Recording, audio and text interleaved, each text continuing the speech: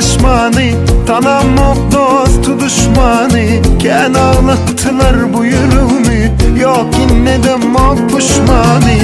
Unuttum geçenleri, yüreğim yakanları, yalandan bakanları. Unuttum bugün, terk ettim ülkemi, erk ettim fikirleri, saklamak gidenleri.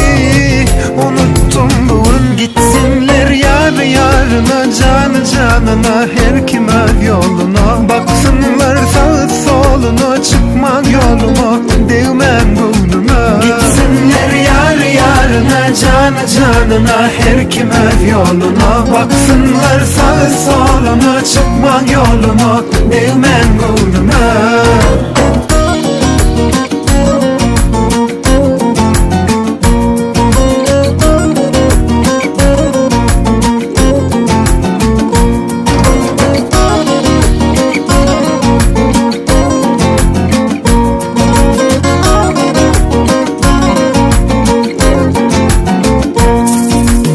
Arzular mı var yan sarı, geçen ençe daşlı yolu. İllerine mediyse değilsin, alıp bilmez arzular mı?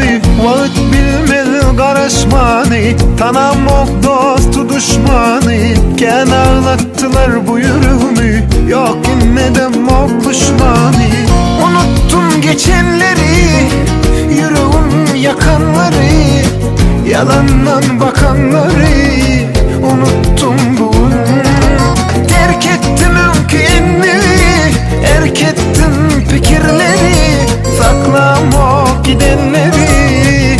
Unuttum bugün, gitsinler yar yarına, canı canına, her kime yoluna. Baksınlar sağı soluna, çıkmak yoluma, değmen burnuma. Gitsinler yar yarına, canı canına, her kime yoluna. Baksınlar sağı soluna, çıkmak yoluma, değmen burnuma.